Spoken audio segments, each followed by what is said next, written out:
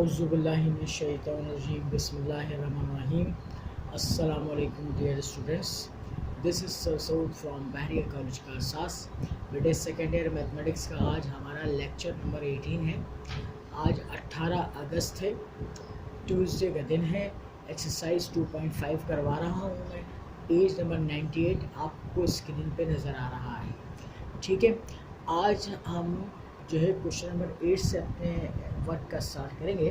तो सबसे पहले मैं क्वेश्चन नंबर 8 पढ़ूंगा और इसको फिर एक्सप्लेन करूंगा।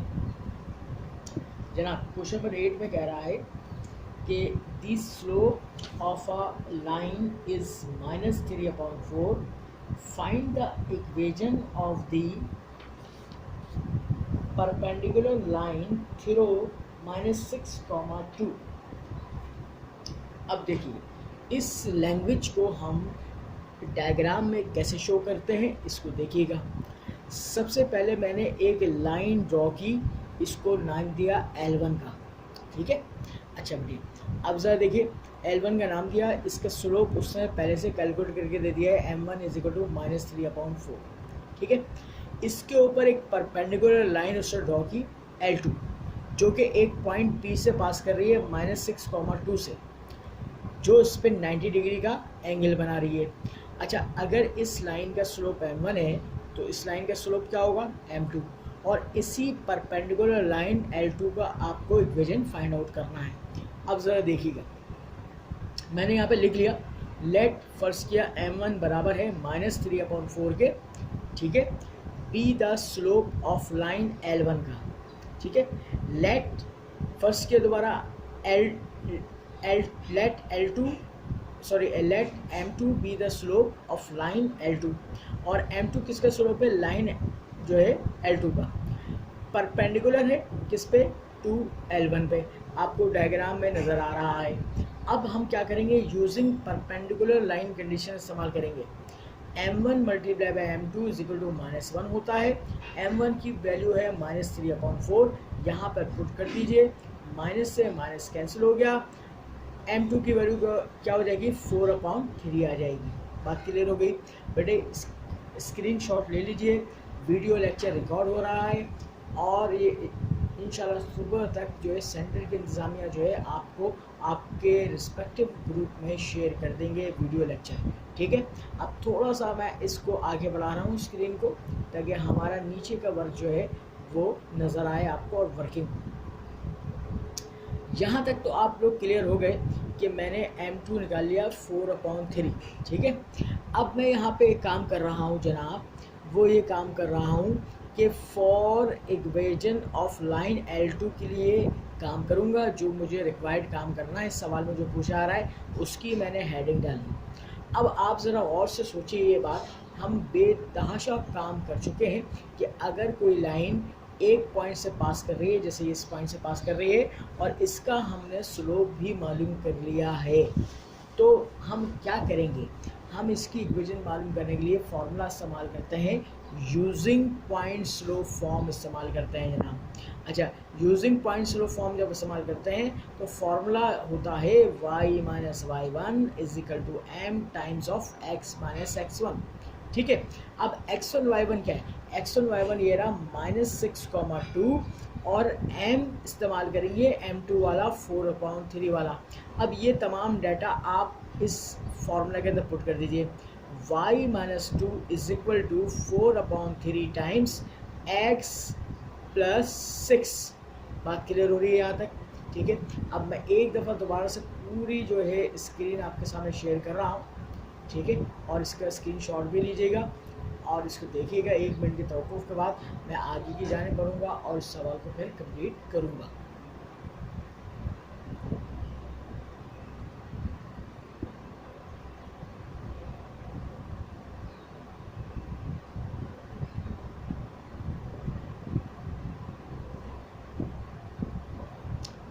मेरी कोशिश ये होती है कि आप साथ साथ जो है मेरे अपने रजिस्टर पे इसी तरह नोट डाउन करते रहें लेक्चर को।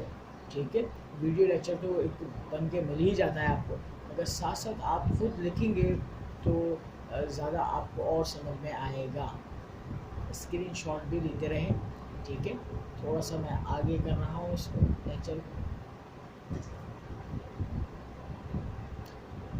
और देखिए बिल्कुल clear, I think black marker से बहुत ही क्लियर जो है स्क्रीन में नज़र आ रहा होता है एक वर्ड, एक लफ्ज़, ठीक है।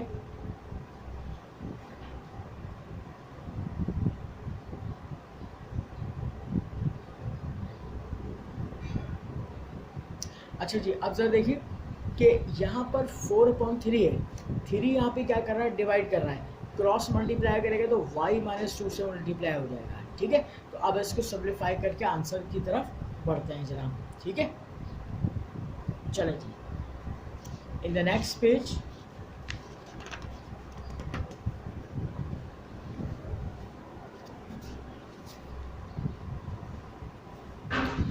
जनाब देखिए, जब 3 मल्टीप्लाई हुआ तो 3y-6 हो गया इजिकल टू 4x + 24 हो गया। हमें क्या करना है, इस एरो का मतलब ये है कि इन तमाम टर्म्स को इधर शिफ्ट करूँगा, तो मैं कैसे लिखूँगा, 4x - 3y + 24 -6 इधर आएगा +6 हो गया, 4x - 3y 24 + 6 30 हो गया इजिकल टू 0 हो गया। B the required equation of line, ये आपके पास आपका जो है आंसर आ गया, लाइन की सेकंड लाइन की इक्वेशन आपने फाइंड आउट कर ली है। स्क्रीनशॉट ले लीजिए साथ साथ।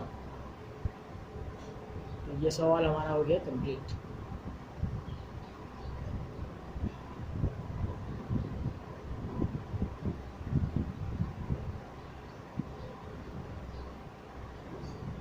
ठीक है बेटा,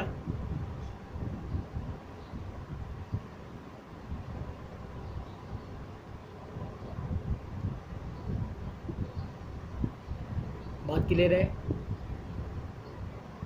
अच्छा जी, अब मैं बढ़ूँगा अपने नेक्स्ट क्वेश्चन नंबर 9 की जानिब, ठीक है। सवाल पढ़ूंगा, पहले सवाल पढ़ के इसकी डायग्राम समझाऊंगा, फिर इसका सॉल्यूशन समझाऊंगा। जनाब क्वेश्चन नंबर 9 कह रहा है, find the equation of the perpendicular bisector of the line segment joining 5,4 and -4, -2। अब ज़रा देखिएगा बेटा, इसकी डायग्राम मेन चीज़ है, समझ लीजिएगा। एक लाइन सेगमेंट मैंने ड्रॉ की, इसको नाम दे दिया ए और बी का। इसके कोऑर्डिनेट्स है 5,4, इसके कोऑर्डिनेट्स है -4, -2। इसको मैंने लाइन L1 का नाम दे दिया। तो लाइन L1 है तो इसका स्लोप क्या होगा, M1 होगा, ठीक। अब हमसे सवाल किया जा रहा है कि इसके ऊपर एक परपेंडिकुलर बाइसेक्टर ड्रॉ करो। अच्छा, परपेंडिकुलर का मतलब हो गया कि यहाँ पर 90 डिग्री बना रहा है। बाइसेक्टर का मतलब क्या हो गया कि ये इस लाइन L1 को 2 बराबर हिस्सों में डिवाइड कर रहा है, ठीक है। अच्छा, ये किस पॉइंट पे डिवाइड कर रहा है, इसको मैंने सपोज किया CX, Y, और लाइन L2 का अपना स्लोप होगा जिसका नाम मैंने रखा है M2 के बराबर, ठीक है। और इसी लाइन L2 की इक्वेशन फाइंड आउट करनी है मुझे। तो ज़रा देखिएगा, थोड़ा सा मैं स्क्रीन को शेयर कर रहा हूँ आगे की जानिब, और इसकी वर्किंग आपको अब शो करके दिखाऊंगा। जनाब आप स्क्रीन पे देख सकते हैं कि मैंने यहाँ पे लिखा है let M1 be the slope of line L1 और AB। बात एक ही है, लाइन L1 के हैं या AB लाइन सेगमेंट का लें, ठीक। अच्छा, अब आपको पता है कि स्लोप मालूम करने के लिए फार्मूला हम इस्तेमाल करेंगे, using slope formula. Slope formula क्या होगा भाई, M1 = y2 - y1 divided by x2 - x1, ठीक। अच्छा, अब यहाँ पर A के कोऑर्डिनेट्स बन जाएंगे x1, y1 बन जाएंगे, और B के कोऑर्डिनेट्स बन जाएंगे x2, y2 बन जाएंगे। आप इस फॉर्मूले के अंदर पुट करेंगे तो देखिए -2 - 4 डिवाइडेड बाय -4 - 5, ठीक है। अब इसको मज़ीद हम क्या करते हैं, सिंप्लीफाई करते हैं। तो स्क्रीन को थोड़ा सा आगे बढ़ा रहा हूँ और ताकि इसकी सिंप्लीफिकेशन आपको नज़र आए। जब ऐड करेंगे तो -2 और -4 -6 हो जाएगा जनाब, ठीक है। और -4 और -5 -9 हो जाएगा। माइनस से माइनस कैंसिल किया आपने, 3 के टेबल से कैंसिलेशन करेंगे, 3 2 ज़ा 6, 3 3 ज़ा 9, m1 = 2/3 हो जाएगा। बात क्लियर हो रही है? यहाँ तक आप जो है इसका स्क्रीनशॉट ले लीजिए, फिर मैं आगे की जाने बढ़ूँगा 1 मिनट का तवक़ुफ़ के बाद। मैं चाहता हूँ कि आप साथ साथ मेरे कॉपी करें इसको।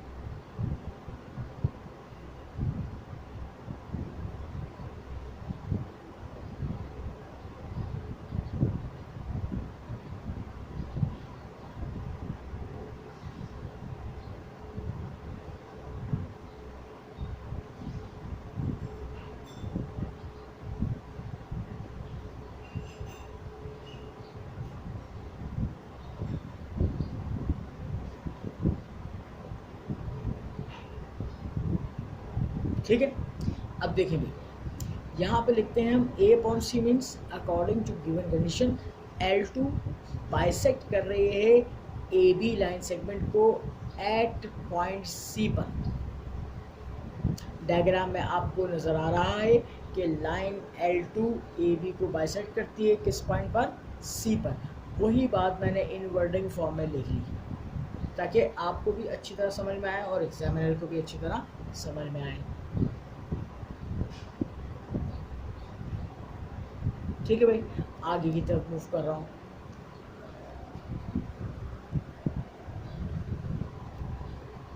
जनाब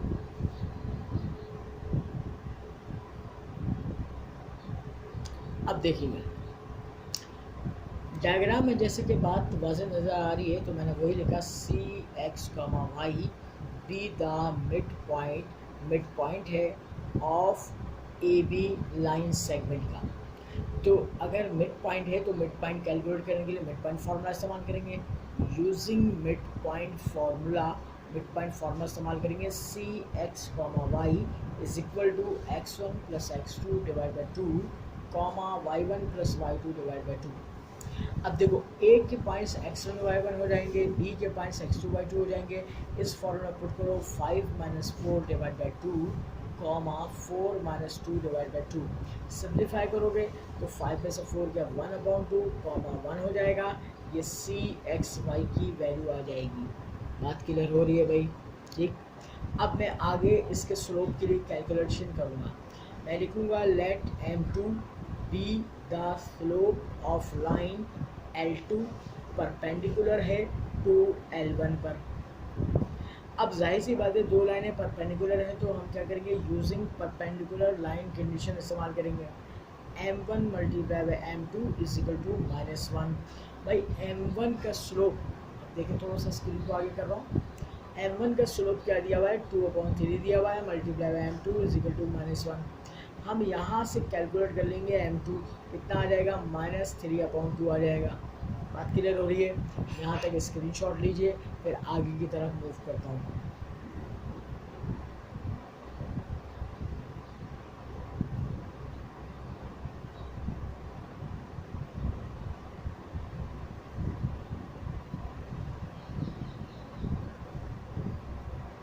ठीक है भाई, आगे की तरफ मूव कर रहा हूँ, जरा देखिएगा। अब इक्वेशन के लिए काम कर रहा हूँ, तो रेड मार्कर से मैंने हेडिंग डाली है for equation of line L2। ठीक है। अब आपको पता है कि किसी लाइन की इक्वेशन मालूम करनी हो और वो एक पॉइंट से पास करे और उसका स्लोप पता हो तो क्या होगा? यूजिंग पॉइंट स्लोप फॉर्म इस्तेमाल करते हैं हम, और फॉर्मूला होता है y - y1 = m times of x - x1। तो जनाब इसका स्क्रीनशॉट ले लीजिए। मैं दोबारा से सवाल को जो है पूरा स्क्रीन पे ले रहा हूँ, नोट डाउन कीजिए इसको।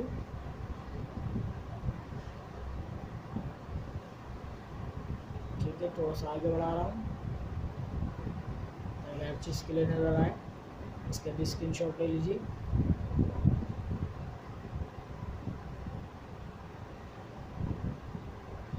ठीक है। अब मैं इस फॉर्मूले के अंदर नेक्स्ट पेज में जब जाऊंगा तो इसमें डेटा पुट करूंगा। अब x1 y1 क्या हो जाएगा, c के पॉइंट्स x1 y1 हो जाएंगे और m जो मैंने कैलकुलेट किया है m2 ये वाला हो जाएगा। ठीक है भाई, चलें भाई आगे की तरफ मूव कर रहा हूँ।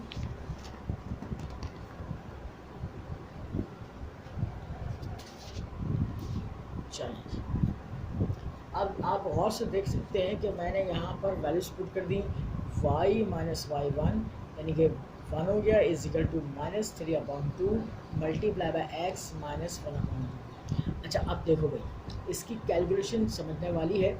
इस -3/2 को x से मल्टीप्लाई कर दिया मैंने, फिर माइनस माइनस प्लस -3/2 को इस 1/2 से मल्टीप्लाई कर दिया। अब ज़रा और से देखिए तो यहाँ पर फ्रैक्शन फॉर्म आ गई है 4 और 2, और 4 और 2 का जो एलसीएम होता है वो 4 के बराबर होता है। तो इसका एलसीएम लेने का आसान तरीका ये होता है, जो नंबर एलसीएम में आ रहा हो उस पूरी इक्वेशन को थ्रू आउट मल्टीप्लाई करते हैं 4 से।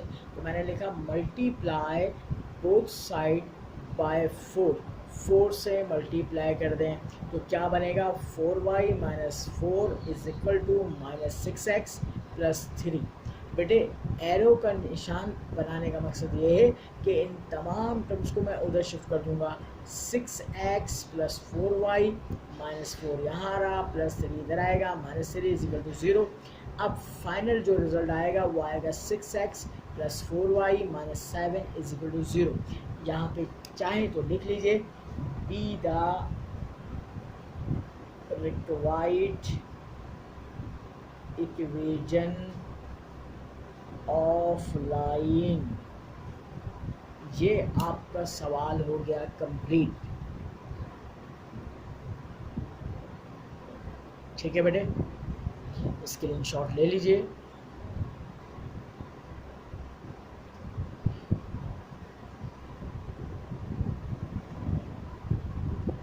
जनाब अब सबसे अहम सवाल क्वेश्चन नंबर 10 डिस्कस करने जा रहा हूँ।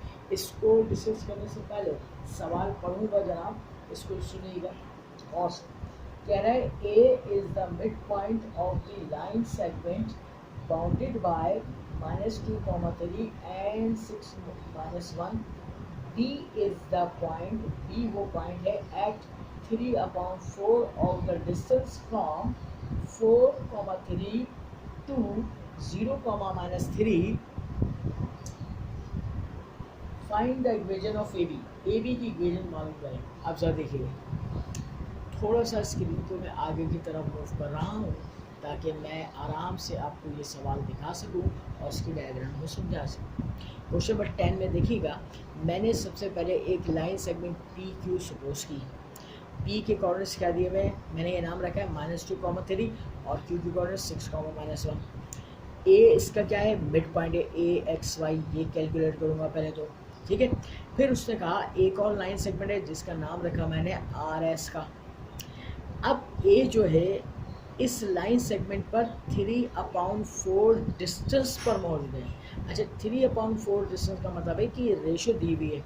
इस लाइन सेगमेंट को 4 बराबर हिस्सों में डिवाइड करना है तो कितने कट लगाने पड़ेंगे, 3 कट लगाने पड़ेंगे। 1, 2, 3।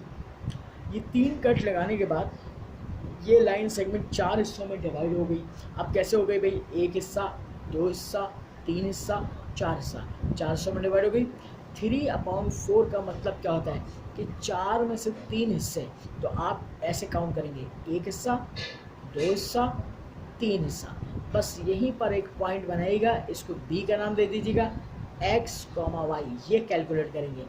अब यहाँ से लेके यहाँ तक जो रेशियो बनेगी वो कितने हिस्से बन रहे हैं, 3 हिस्से बन रहे हैं। तो M1 की वैल्यू 3 हो गई और यहाँ से लेके यहाँ तक कितना हिस्सा बन रहा है, 1 हिस्सा बन रहा है। तो M2 की जो वैल्यू हो गई वो 1 के बराबर हो गई। अब हमें हमारा सवाल क्या है, इस लाइन सेगमेंट को मिला दो A से लेके B तक, तो इक्वेशन ऑफ AB ये हमें मालूम करना है। ठीक है, तो इसमें काफ़ी कैलकुलेशन करनी पड़ेगी। पहले A निकालना पड़ेगा, फिर B निकालना पड़ेगा, फिर AB की इक्वेशन फाइंड आउट करनी पड़ेगी।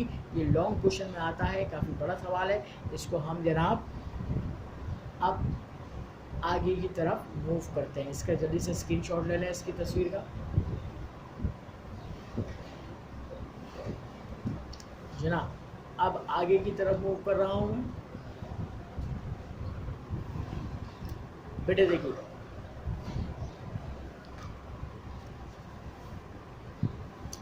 अब हमने यहाँ पे ये काम किया, लेट फर्स्ट किया A x y be the mid point of P Q. Midpoint है पी क्यू का, using midpoint formula. Midpoint formula इस्तेमाल करेंगे तो ए एक्स वाई हम पढ़ चुके हैं, is equal to x one plus x two divide by two comma y one plus y two divide by two. ठीक है, पी के कोऑर्डिनेट्स जो है एक्स वन वाई वन होंगे, क्यू के coordinates x two y two होंगे। इस formula में पुट कर दीजिए -2 + 6 ओवर 2 कॉमा 3 - 1/2। जब आप इसको कैलकुलेट करेंगे तो ये रिजल्ट आएगा 2,1। क्या बनेगा? 2,1। अब देखिए जनाब, आगे की तरफ मूव करेंगे। आप लिखेंगे लेट, फर्स्ट किया बी एक्स कॉमा वाई, ठीक है, बी द पॉइंट, वो पॉइंट है विच डिवाइड्स, डिवाइड कर रहा है द आर एस को, यानी लाइन सेगमेंट को, in the ratio, in the ratio किसमें? 3:1 इंटरनली।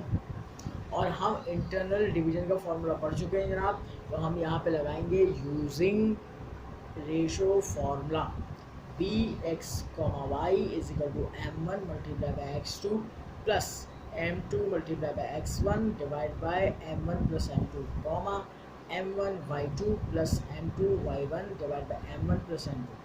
अब आप बताओ, r के पॉइंट्स कहलाएंगे x1 y1 और s के पॉइंट्स कहलाएंगे x2 y2, और m1 की वैल्यू 3 हो जाएगी और m2 की वैल्यू 1 हो जाएगी।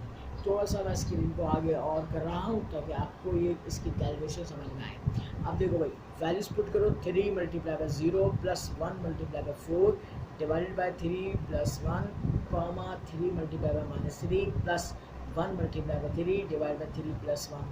अब इसको पूरा कैलकुलेशन करोगे, 4/4 आ गया, कॉमा -9 प्लस 3 डिवाइड बाई 4 आ जाएगा। बाकी ले रहे, इसका स्क्रीनशॉट ले लो और थोड़ा सा आगे मूव कर रहा हूँ। देखो भाई, ये क्या बन जाएगा, बी के पॉइंट्स आ गए 1 कॉमा -6/4। आपको 2 के टेबल से कैंसलेशन करनी है, 2 to the 6, 2 to the 4, तो ये बन जाएगा 1 कॉमा -3/2। बात क्लियर है, वाज़ेह तौर पर नज़र आ रहा है। आप लोग क्या करेंगे, इसका स्क्रीनशॉट ले लीजिए, फिर आगे की तरफ मूव करता हूँ मैं।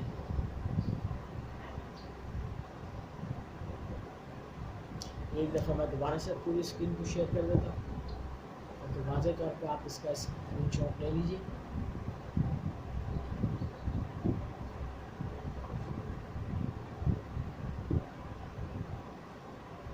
जनाब, अब ए भी आ गया, बी भी आ गया। अब इन दोनों की इक्वेशन मान बनी है। नेक्स्ट पेज की जाने मूव कर रहा हूँ।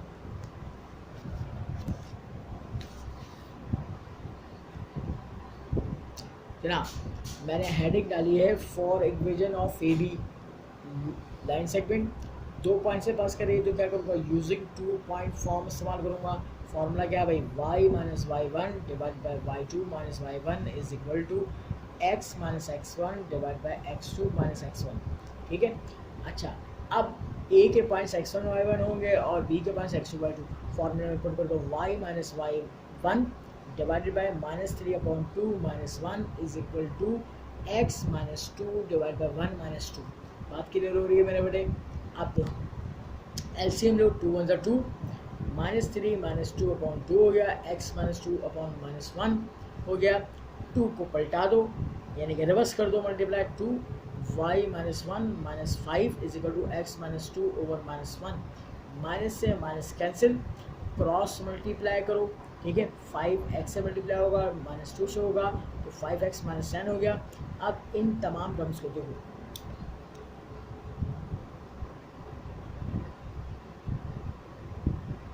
इन तमाम टर्म्स को इधर शिफ्ट कर दो, तो ये बनेगा 5x minus 2y minus 10 plus 2 is equal to 0, 5x minus 2y minus 8 is equal to 0। ये आपके पास जो है जनाब इक्वेशन आ जाएगी। तो हम यहाँ पे लिखेंगे be the required equation of A B.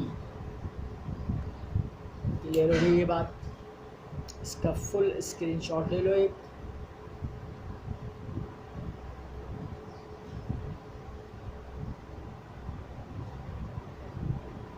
बहुत वाज़ेह नज़र आ रहा है स्क्रीन पे। आई थिंक रेड मार्कर और ब्लैक मार्कर का जो रिज़ल्ट बहुत अच्छा है स्क्रीन में। ठीक है बेटा, चलें आप लोग इसको नोट डाउन कीजिए, स्क्रीनशॉट लीजिए जब तक मैं नेक्स्ट क्वेश्चन पढ़ रहा हूँ और फिर नेक्स्ट पेज में आऊँगा। क्वेश्चन नंबर 11, ये हमारे लेक्चर का आखिरी आज सवाल होगा। क्वेश्चन 11 ये कह रहा है the angle from the line through dash to a line through 1, -4 is 135 degree, find the equation of the second line. ठीक है, अब ज़रा और से मेरी बातों को समझिएगा और देखिएगा जनाब। क्वेश्चन नंबर 11 है। सबसे पहले मैंने एक लाइन सेगमेंट ड्रॉ की, 2 पॉइंट से पास कर रही है। वो 2 पॉइंट्स जो है आपको सवाल में दिए हुए वो आपने मेंशन कर दिए। इसको लाइन L1 का नाम दिया, इसका स्लोप M1 है। एक लाइन एक और बनाई, L2 का नाम दिया, ये 1 पॉइंट से पास कर रही है। अब वो सवाल में कह रहा है कि इस लाइन L1 से L2 तक का एंगल हमने निकाल के दे दिया आपको, थीटा बराबर है 135 डिग्री। अब लाइन L2 की इक्वेशन को फाइंड आउट करना है। ठीक है, अब ज़रा और से मेरी बातों को सुनिएगा और देखिएगा, स्क्रीनशॉट ले लीजिए साथ साथ। और फिर अब मैं वर्डिंग की तरफ जा रहा हूँ। जनाब ये कहा जा रहा है कि let M1 be the slope of line L1। इस लाइन L1 का स्लोप क्या है? M1। 2 पॉइंट से पास कर रहा है तो यूजिंग स्लोप फॉर्मूला लिखूंगा, M1 is equal to y2 minus y1 divide by x2 minus x1। यहाँ पर आप ज़रा इसको चेंज कर लीजिए, यहाँ पर x2 माइनस x1 होगा। ठीक, मैं गलत लिख गया था। x2 minus x1 is equal to 5 minus 7 divide by minus 6 minus 2। अगर आप इसको x1 y1 सपोज करते हैं तो ये क्या हो जाएगा? x2 y2 हो जाएगा। बात क्लियर हो रही है? अच्छा, अब यहाँ पर आपने पुट किया, सिम्प्लीफाई किया, 5 माइनस 7 माइनस 2 ओवर माइनस 8 हो जाएगा। माइनस से माइनस कैंसिल, 2 4 8 1/4। तो स्क्रीनशॉट लीजिए जनाब, ये M1 भी आ गया, 1/4 के बराबर आ गया।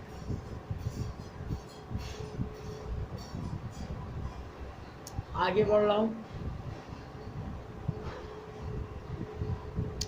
ये कह रहा है let M2 be the slope of line L2। L2 line का स्लोप है। Given that theta is equal to 135 degree, be the angle between L1 to L2। आपको दिया जा रहा है कि L1 से L2 तक का जो एंगल है 135 डिग्री है और हमें M2 कैलकुलेट कर। तो यहाँ पर मैं ये काम कर रहा हूँ कि यूजिंग एंगल फार्मूला लिख रहा हूँ। यूजिंग एंगल फार्मूला हम पढ़ चुके हैं, tan theta is equal to N2 minus M1 divided by 1 plus M1 multiply by M2। ठीक है, अब मैं तमाम डेटा इस फार्मूला पुट करूँगा और सिम्प्लीफाई करता हूँ। चलें जी, अब ज़रा आप लोग एक दफ़ा दोबारा से पूरा स्क्रीनशॉट ले लीजिए। एक दफ़ा मेंशन कर रहा हूँ पूरी स्क्रीन।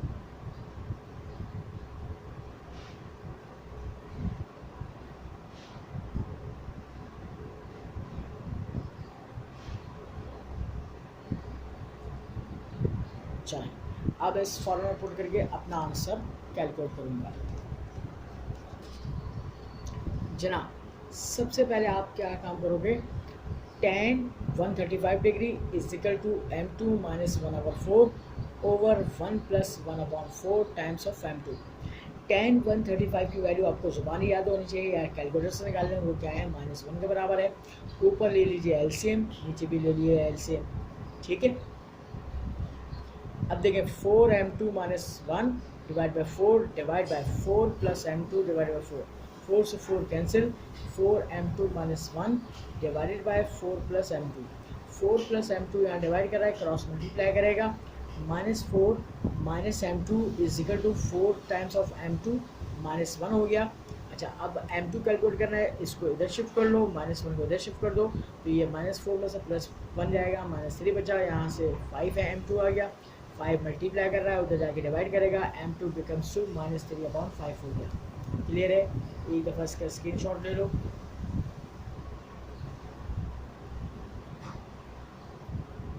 और अब मैं फाइनली काम कर रहा हूँ for equation of line L2 की हेडिंग डाली है मैंने।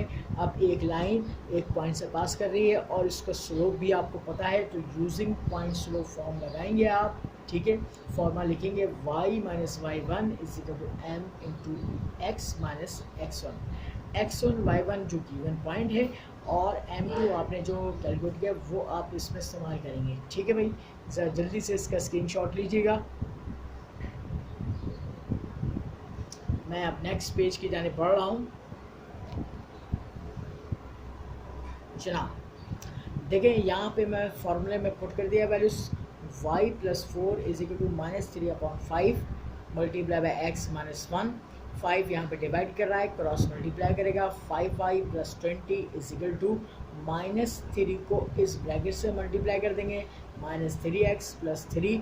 इस एरो का मतलब है इन तमाम टर्म को इधर शिफ्ट कर रहा हूँ, तो यहाँ पे आने के बाद 3x हो गया + 5y + 20 - 3 is equal to 0। 3x + 5y + 17 is equal to 0। Be the, यहाँ पे लिख लें, be the required equation of line. ये आपका फाइनल कंप्लीट आंसर हो गया है जनाब, ठीक। इंशाल्लाह ताला जो है आज का लेक्चर हमारा अख्तिताम पसीर होता है, और अब कल मैं इस एक्सरसाइज के मज़ीद सवाल जो है आपको सॉल्व कराऊँगा इंशाल्लाह ताला। जब तक के लिए अपना ख्याल रखिएगा। अल्लाह हाफ़िज़, फ़ी अमान अल्लाह।